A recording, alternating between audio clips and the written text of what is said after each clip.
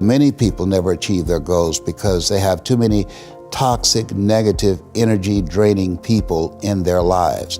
And you have to have goals outside of your comfort zone that will challenge you, because in order to do something you've never done, you've got to become someone you've never been. And you got to have a mentor who's experienced, who's been there, done that. And as a result of that relationship, because you can't see the picture when you're in the frame. Muhammad Ali said, "I'm the greatest," but he never won a championship without Angelo Dundee. And Michael Jordan never won a championship without Phil Jackson. So you've got to have someone that can see something in you that you can't see, that can take you to a place within yourself that you can't go by yourself.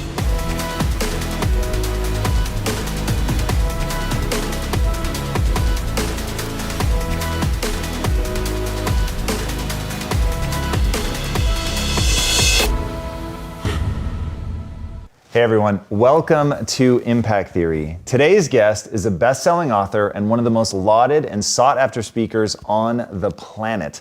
But nobody would have predicted that given where he started. Born on the dirty floor of an abandoned building, he and his twin brother were later adopted and raised as two of 7 children to a single mother who struggled to make ends meet. He was deemed teachable but mentally retarded when he was a kid, and classmates referred to him as the dumb twin.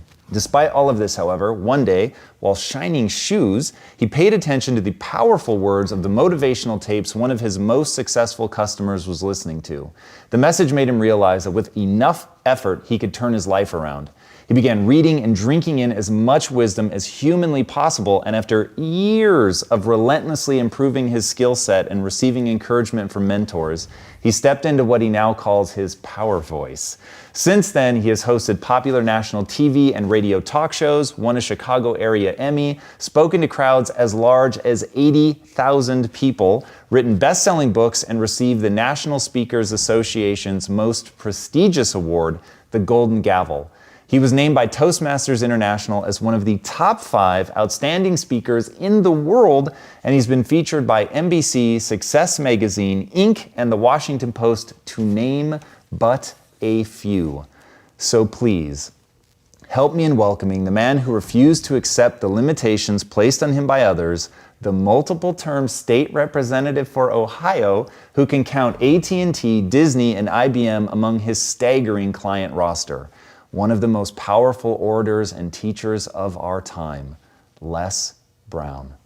What's up, brother? How you doing, man? Great, thank you. Thank you, it's a pleasure to be here. Dude, it is so good to have you. You are an unparalleled motivational preacher. And I use that word very intentionally. You have a way of conveying a message with such chills-inspiring, goosebump-giving power. It's really, really extraordinary to witness, and becomes all that much more powerful knowing that you didn't start there, that wasn't sort of naturally, your beginning, and you've called life a battle for territory. Yes. What do you mean by that? That the things that you get in life, Frederick Douglass said, we might not get everything that we fight for, but everything we get, it will be a fight. And I love the quote that life is a fight for territory. And once you stop fighting for what you want, what you don't want will automatically take over. Like getting ready to come here to see you. I want to just, first of all, thank you for the great work that you're doing. I watch you and I study you, and you have had some incredible guests that impacted my life. And preparing to come here, I'm being treated by Cancer Centers of America for 4th stage cancer, which I've been kicking cancer's butt for 27 years. And I've been working on getting a 6-pack before getting here. I still got 1 pack. And I've been working to get some muscles so I can wear my t-shirt, but they weren't large enough, so I wore a long sleeve. That's amazing, man. Talk to me about cancer. You've had such an upbeat attitude about it. It's really pretty extraordinary. Was that your initial reaction? Did you go through a trough of despair when you first got diagnosed? Like, how have you framed that? Dr. Alfred Golson, who has since passed, was a very unusual guy. And he told me, he said, "Mr. Brown, you have cancer." I said, "Can you give me a second opinion?" He said, "Yes, and you're ugly too." said, oh my God. So I didn't have a chance to have fear because, those 3 words, you have cancer, 3 of the most feared words in 7 different languages. I saw it as a fight. And from that time to this time, my PSA was 2,400. And that stands for prostate-specific antigen, and now it's below 0 and metastasized to 7 areas of my body, which was a good thing because 7 is my lucky number. Okay, so I never was fearful that I was going to die from it, and I think that I read something by Dr. Norman Cousins. He wrote a book called The Biology of Hope, and he talked about the fact that when something happens to you, you don't deny it, you defy it. And I was defiant that I'm going to beat this, I'm going to handle this. That there are people who many times when something happens to them, that they embrace it from a place of fear and it takes them out. And L.C. Robinson said, things may happen to you and things may happen around you, but the most important things are the things that happen in you. And you have to stand up inside yourself and deal with it and handle it. So fortunately, that never bothered me, but I had sciatica pain. That had me speaking in unknown tongues. And I was in a wheelchair for several months, speaking from a wheelchair. And it was something that I dealt with that frightened me. Will this ever end? It was 24 hours. I lost a lot of sleep. It was exhausting, going from all type of specialists in and out of the country. And just one day, it stopped. And I'm glad that I'm past that. I feel like when you go through some stuff, there's some certain things that you don't want ever to see again, and that's what I don't want to ever see again. But fear has not been the biggest challenge that I've faced with the things that I've been dealing with in terms of my health. Well, talk to me about the process that you go through mentally. So there have been a few times in your life in getting to know your story where they seem like really key inflection points. Being told that you were teachable but mentally retarded, that for sure is something that would define most people, and they would have a hard time escaping that. Being told that you have cancer, that it's stage 4, that they don't know how to treat it, like that's something that consumes most people. How do you build that resilience? So maybe by the time you get to cancer, you've already done so much work. So I get maybe how that one you're protected by the mechanisms you've built. But in the beginning, how did you crawl out from under the labels that people were putting on you? The easiest thing I've done was to get out from under the labels and to live the life that I live. The most difficult thing I've ever done was to believe that I can do it. What's the difference? The difference is that when you don't know what's impacting you, and it's something that's holding you down and you're not aware of it. The great anthropologist Margaret Mead was in a restaurant in London, and a guy was serving her and said, "There's several Americans here tonight." And she said, "Is that right?" "Yeah." So let me know when you serve them dessert. I'll tell you exactly how many are here. He said, "Oh, you couldn't possibly." And so he came back and said, "Okay, I've done it." And she got up and she walked around and she came back and she said, "There are around 25 here." And he looked at the roster. "How did you know that?"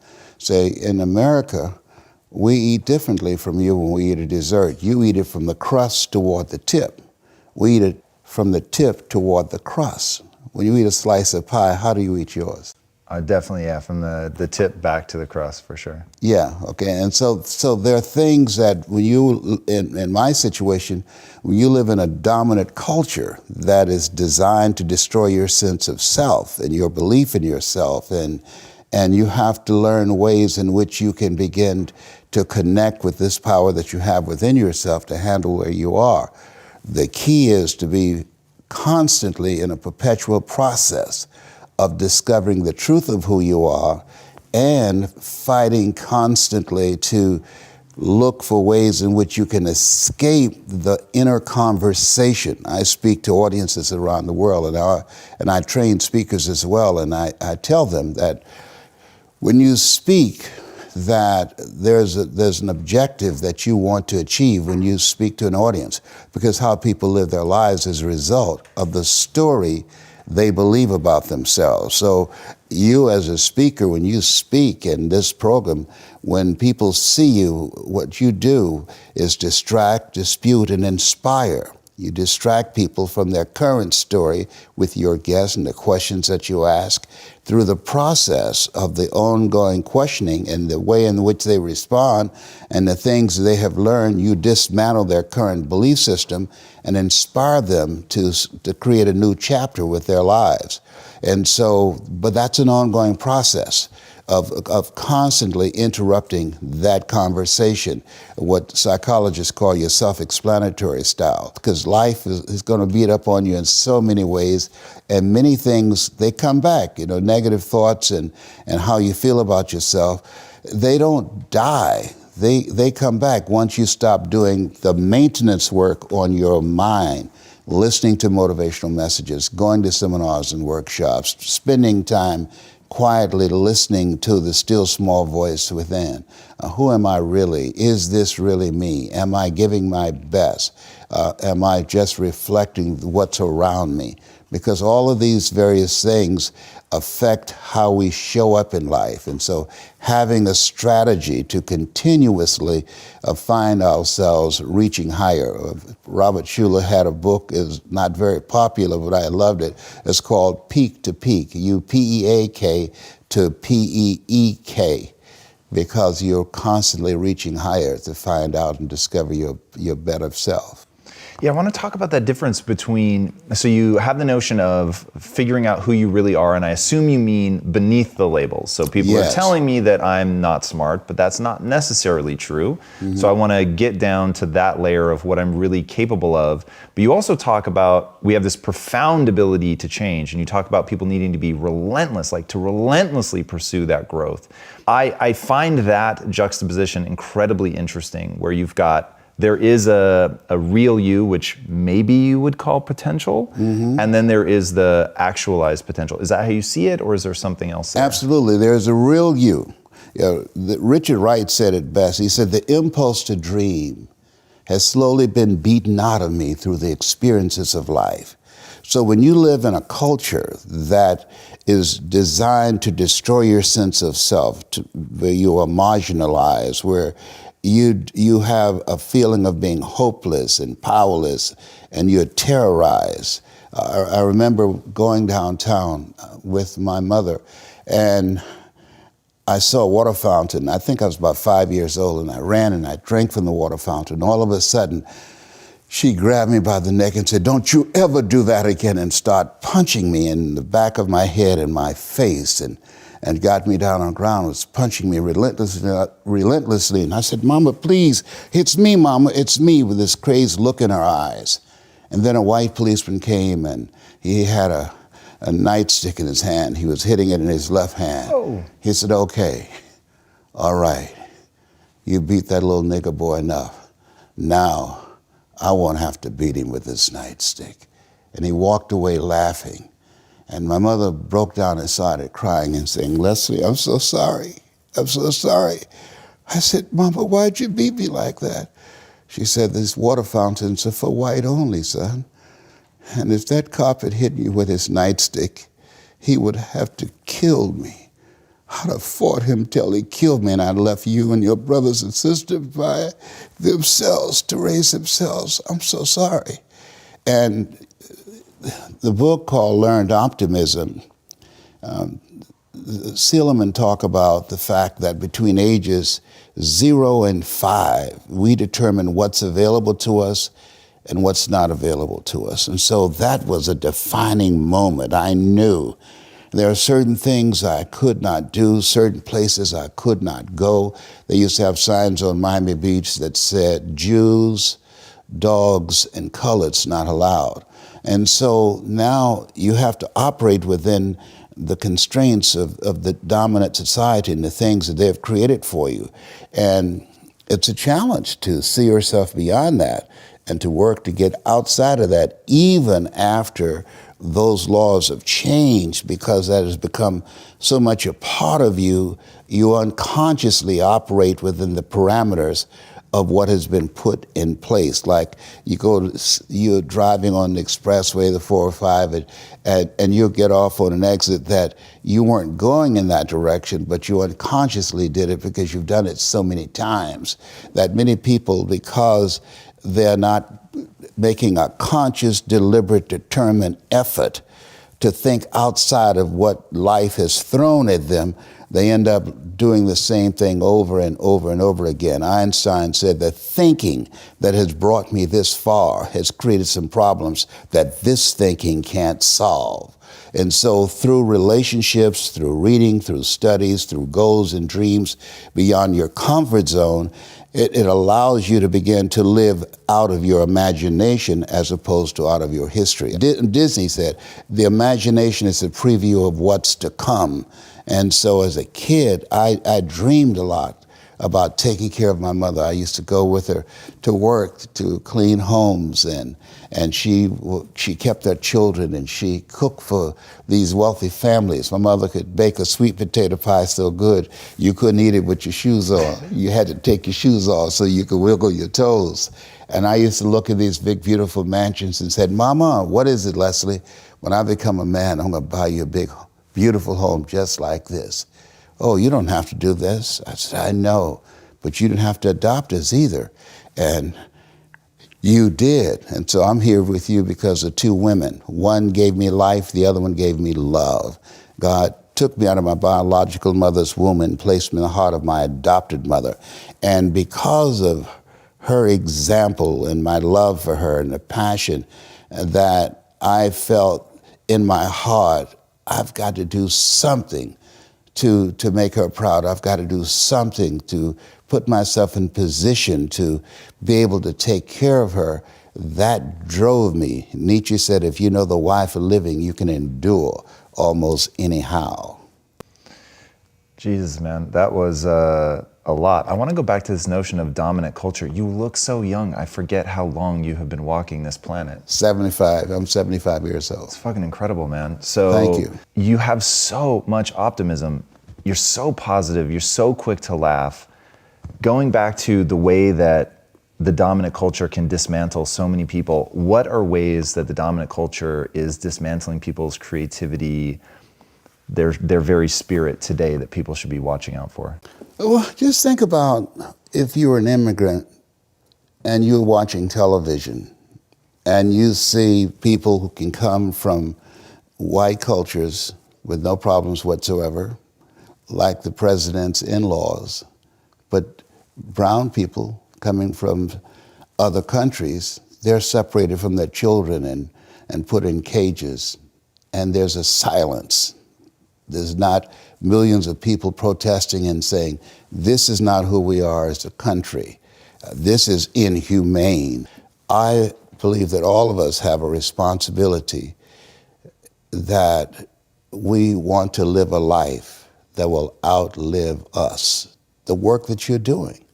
There are people that you will never meet, whose lives that you've transformed, that you're living a life that will outlive you. Just think about the fact that this program has given a lot of people hope, and there's hope in the future.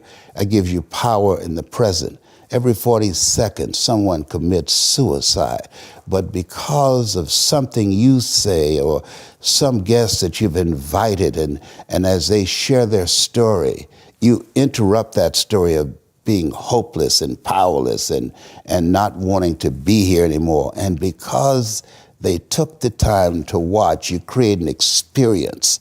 Oliver Wendell Holmes said that once a man or woman's mind has been expanded with an idea, concept, or experience, it can never be satisfied to going back to where it was. And so at the end of the program, at the end of one of your presentations, there are people who, because of you, their lives will be transformed, and they will become a pencil, as Mother Teresa would say, in the hand of God, and start writing a new chapter with their lives. I want to talk about that, writing a new chapter. So you've talked about the little voice that people have, the need to create quiet space to hear that. Combine that with the notion of the culture sort of chipping away at people, and whether it's based on race and oppression, or whether it's just the school system teaching you to be a good cog in the machine, or whatever other things people have to fight against. How can people that are listening to this now, especially if they're an adult that's got all those labels put on them, that's had their creativity squished, what process do they do to hear the voice? What sort of communion can they do to create that imagination that's going to allow them to get out of that and move towards something new? That's the reason why you designed this program, you and your team, for them to do that they have to expose themselves to something that will give them a different vision of themselves. And in addition to that, they have to put themselves in a community of what I call OQP, only quality people. A gentleman who dramatically transformed my life, I was a junior at Booker T. Washington High School in Miami, Florida, and I went in his class looking for another friend, and he said, go to the board and work this problem out for me. I said, sir, I can't do that. He said, why not? I said, I'm not one of your students. He said, do it anyhow. And the other kids started laughing, saying, he's Leslie, he's DT. And he said, what's DT? His brother is smart, but he's the dumb twin. And I said, I am, sir. And he came from behind his desk and he pointed at me and said, don't you ever say that again. Someone's opinion of you does not have to become your reality. And he taught me three things. He said, if you want to become successful in life, young man, he said, number one, you got to change your mindset. He said, you don't get in life what you want, you get in life what you are. Number two, practice OQP, only quality people. You earn within $2,000 to $3,000 of your closest friends. I found that out. I left all my broke friends. I say, y'all got to go. Because I used to be so broke, I'd pass the bank and trip the alarm, And the third thing he said, develop your communication skills, because once you open your mouth, you tell the world who you are. He said, those are three major things that you want to work on that will liberate you from living in Liberty City, living in poverty in Overtown. It will help to escape out of where you are right now, because I see you watching me and I know you want more. I can see the hunger in your eyes. That's why my book is about to come out called You Gotta Be Hungry. I love that notion. I love that title. So how do people get hungry? You get hungry by finding something that's you. I believe that all of us are born unique, but most of us die copies. You got to find out what is it that turns you on, what resonates with you.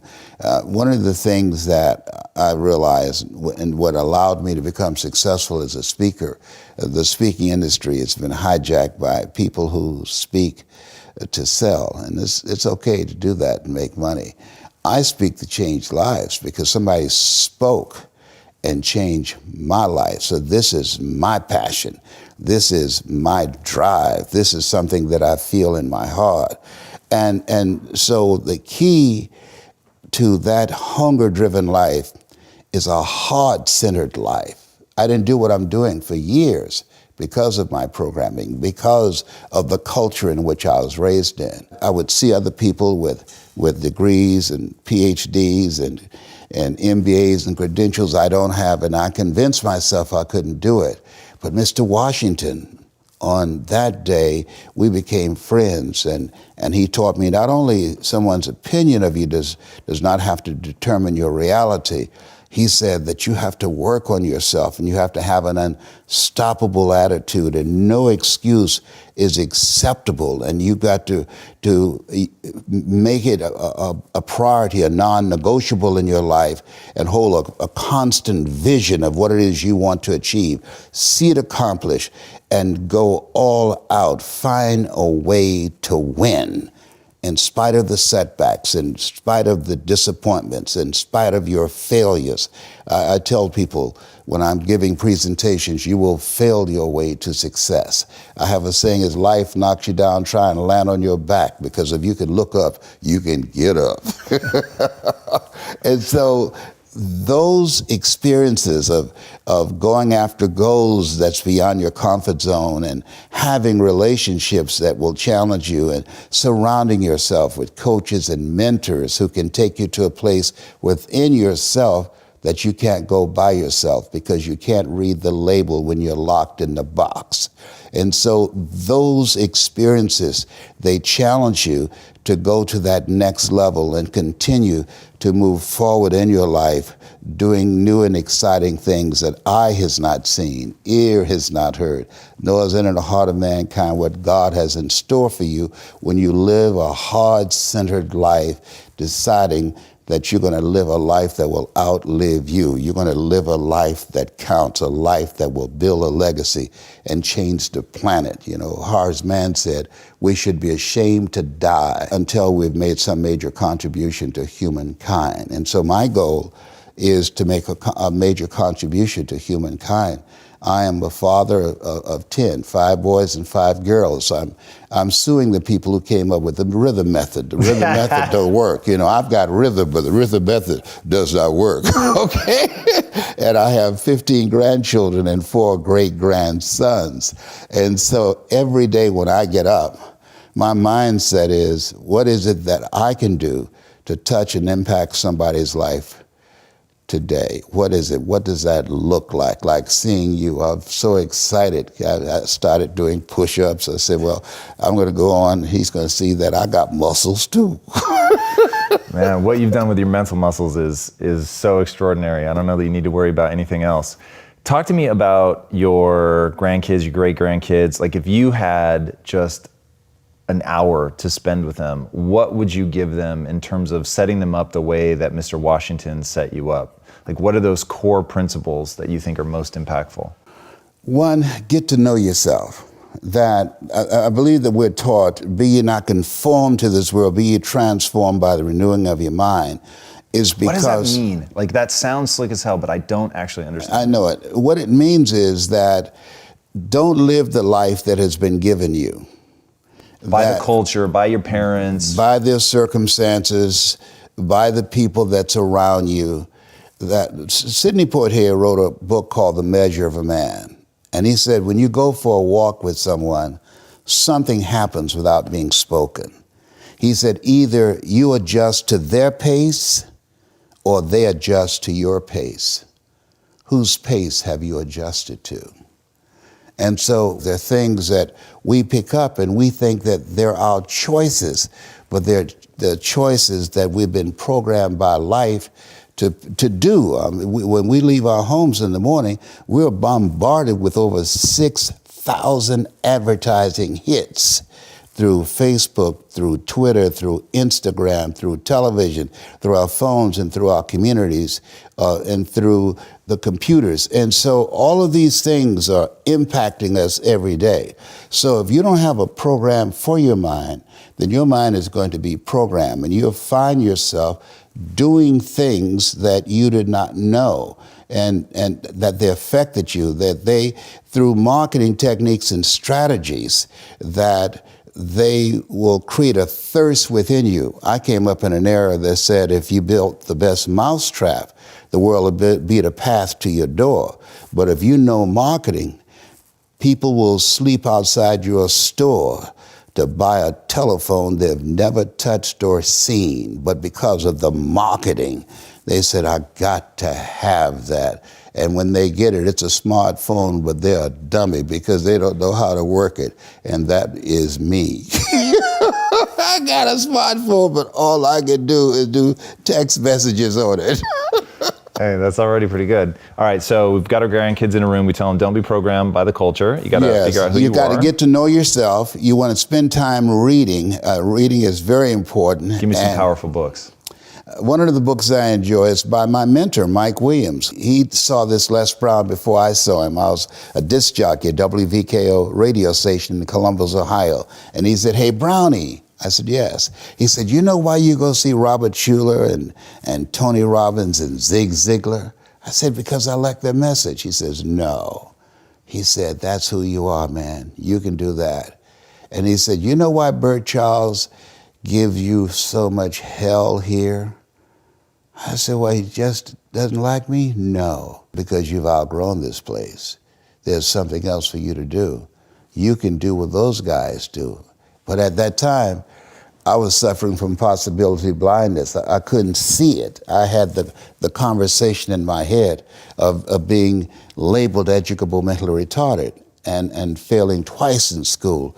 But over the years, experiences continue to peel away, and you wax a floor. You don't put wax on the existing floor.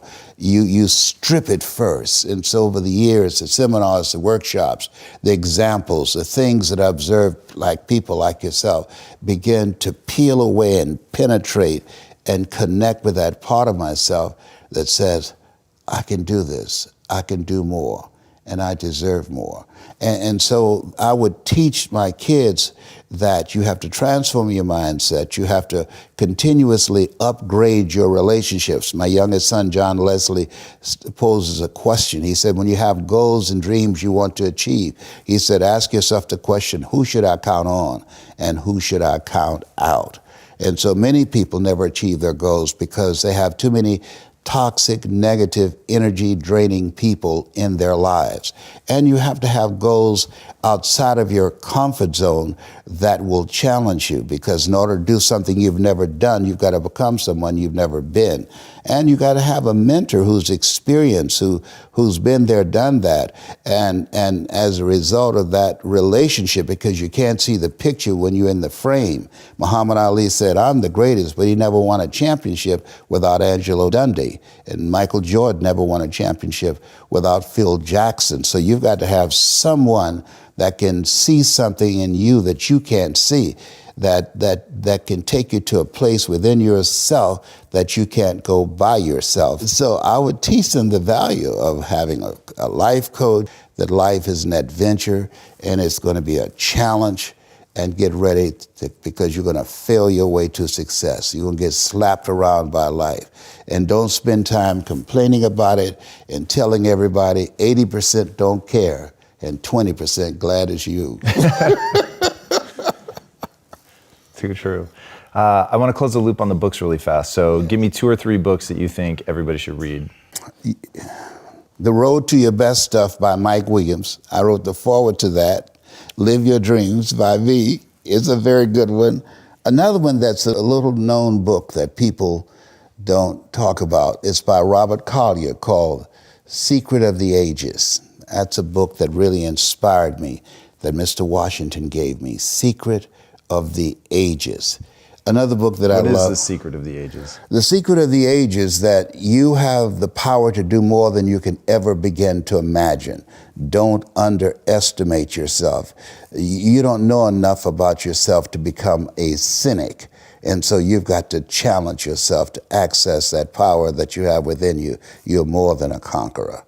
And the other one is a little small book that I don't care how many times I read it, I always get something of value. James Allen, As a Man Thinketh. And they have a female version of it, As a Woman Thinketh. Those are books that I enjoy very much. What is it about As a Man Thinketh? I tried reading it, and to be honest, I couldn't get into it.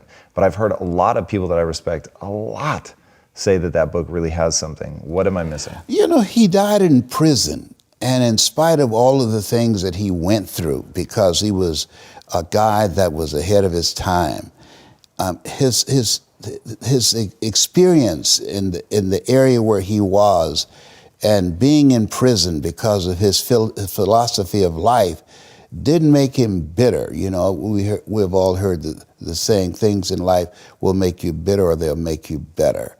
And he became better. He did even more profound work while he was incarcerated before he ultimately died. And so his focus on the value of not only just changing your mind, but having a program to do maintenance work on your mind, because those negative thoughts will come back with a vengeance.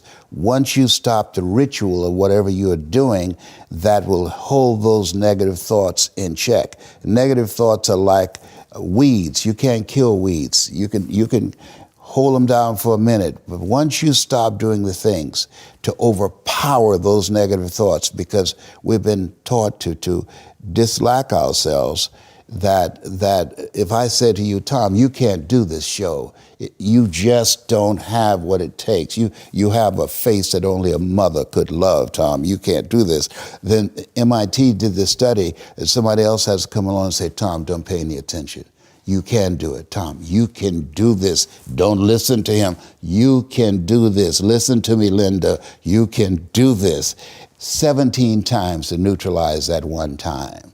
And so when we think about him and his work, and he did a lot of profound work, it's focused on how to begin to get under those conscious thoughts and impact that subconscious mind to create an ongoing process of renewing how we see ourselves. Yeah, I want to talk about that process. I think that's really powerful. It's a great analogy that the negative voice is like weeds. They're going to keep coming back, and the moment that you stop tending the garden, you're going to be in trouble again. What does your process of tending the garden look like? What do you do on a daily basis to keep it clean? Well, we've developed a program called 4 Steps to Greatness, and it's a cyclic process. One, self-awareness, where you constantly, every day when I get up, I read. I get up and there's a scripture I love, because all things work together for good for those who love God and for those who are called according to his purpose. And so I meditate on that, and I visualize myself doing some good stuff in the planet.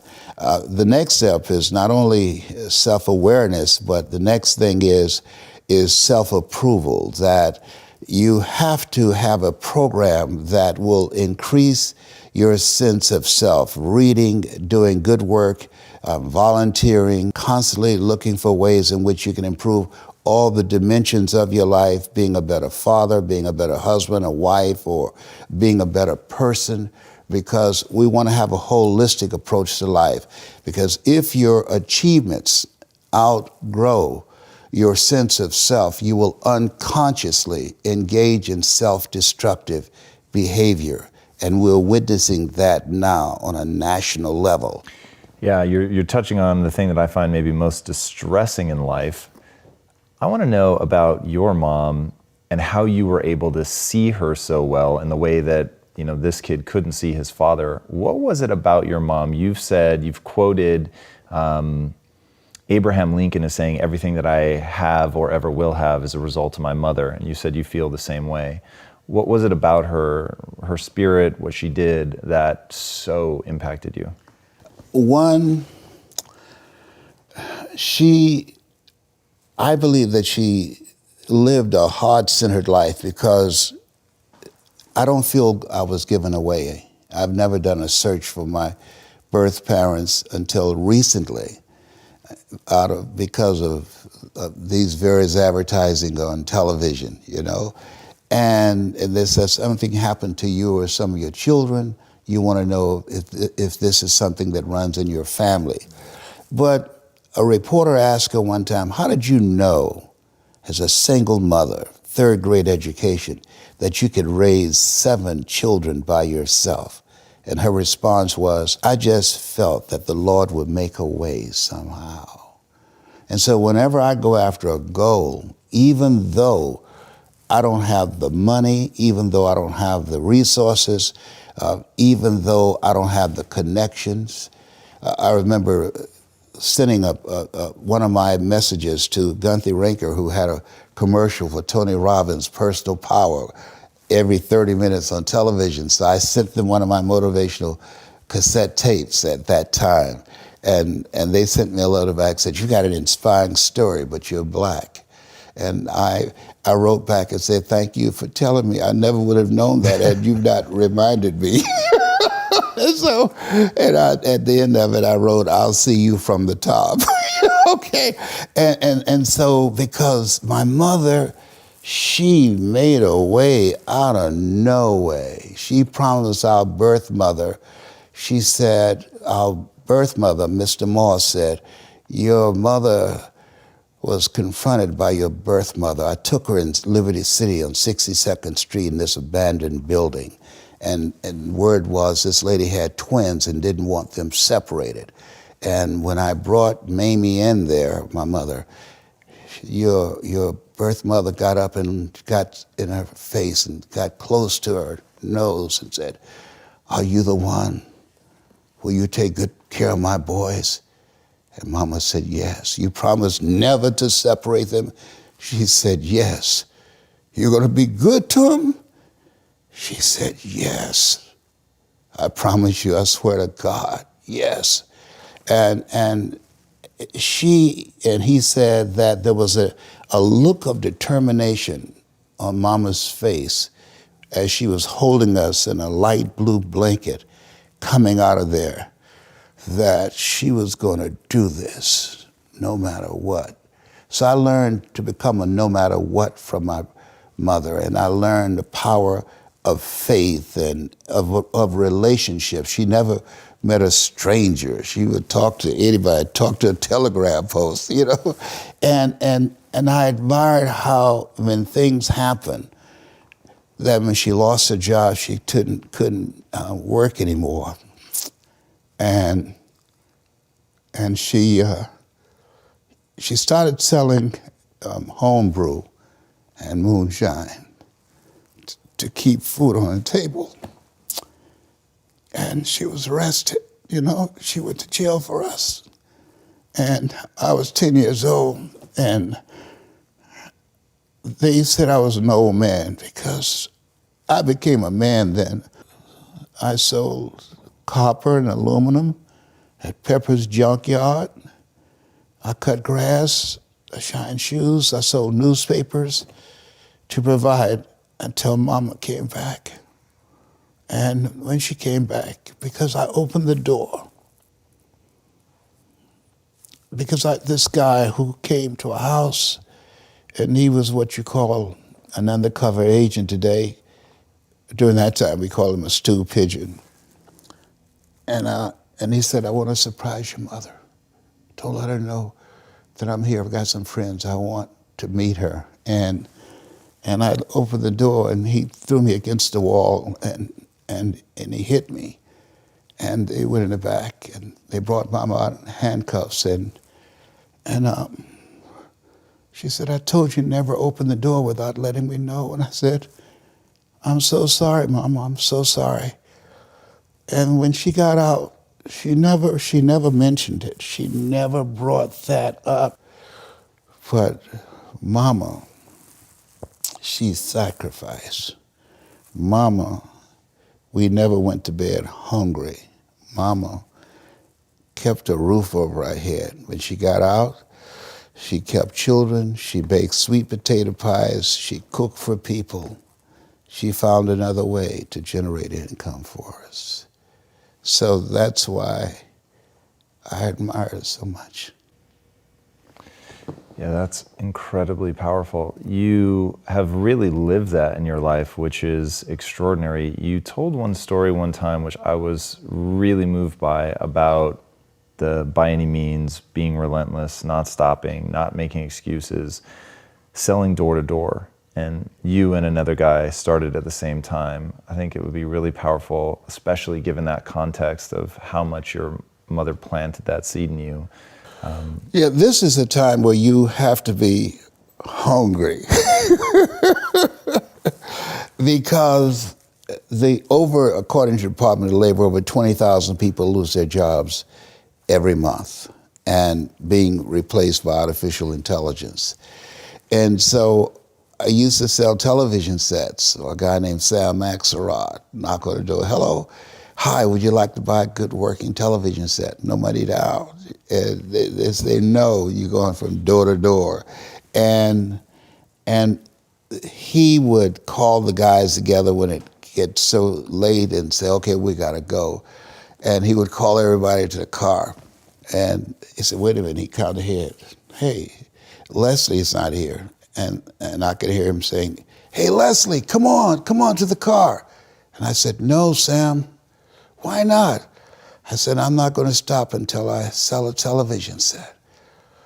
I haven't sold yet." "No, nobody's sold anything yet." "I don't care, Sam. I've got to do this. I made a commitment. I'm going to make enough money to put groceries on our table." And I would knock sometimes 10:30 at night, and, "Hi, would you like to buy a nice working television set? No money down?" "Do you know what time it is?" "Yes, I do. I'm going to buy groceries for our family. Somebody's going to buy a nice working television set from me tonight, and it might as well be you." And they say, "Come on in here, fool. It better be a good one." So I learned how to be unstoppable. When he came to pick the other guys up, we had to wait till they got dressed, but I would be standing out front looking for him, waiting, because I was hungry. They were getting money just to have a good time, to party on the weekend. I was earning money so that we could eat. That's all really incredible in terms of just having a vision, knowing what motivates you, going out, being relentless and pushing. How do you talk about making people thirsty? You've the oft quoted, "You can lead a horse to water, but you can't make them drink." So how do you make the horse thirsty?